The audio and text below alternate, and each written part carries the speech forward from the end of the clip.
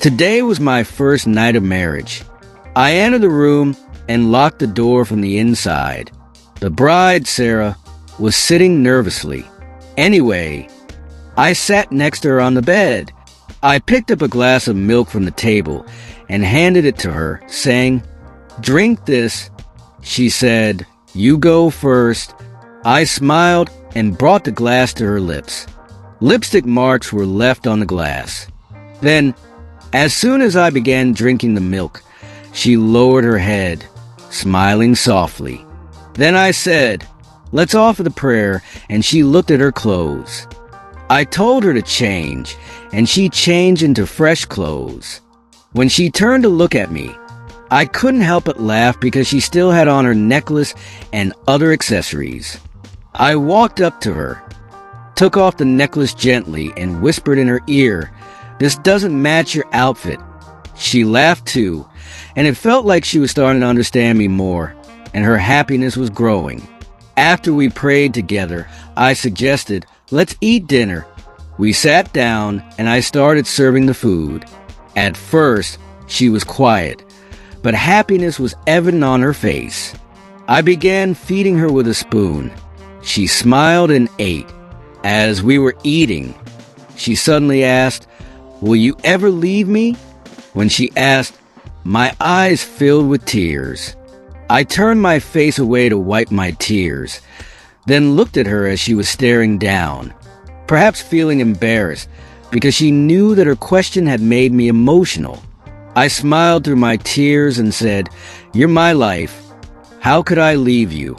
I would die without you." She smiled and said, "All right, I've had enough now." I laughed and said, "Don't stop now. Finish your food." She started laughing too. I could feel that she was starting to understand me and feel safe with me, and this made me very happy. I began clearing the plates, but she said, "No, let me do it." Her words touched my heart. I stood up, lovingly lifted her from her shoulders, and placed her on the bed. She smiled and said, "Now sit down, I'll handle it." I told her, "No, you're tired. Let me do it." Then, I came back to the bed and handed her the glass of milk. She said, "You go first." I smiled and brought the glass close to her lips, and once again, lipstick marks appeared on the glass. As I drank from where her lipstick had been, she smiled and lowered her head again.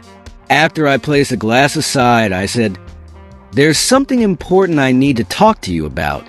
I know you're tired, but if you want to rest, it's okay." She smiled and said, "No, I'm ready to talk." I hugged her tightly, saying, "I only need respect and loyalty from you.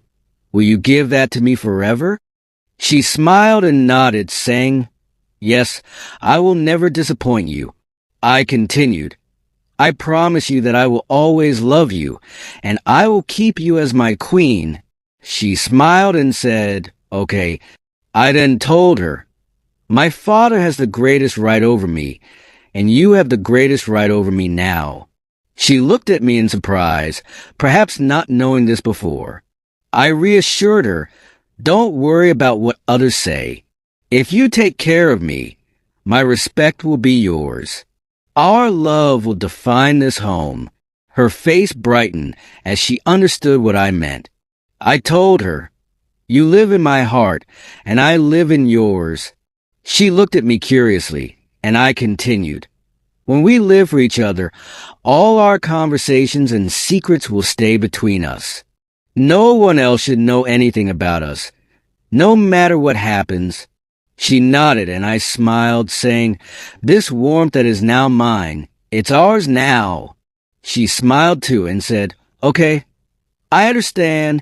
As I looked at her, she had fallen asleep with her head resting on my chest, and I smiled, feeling content.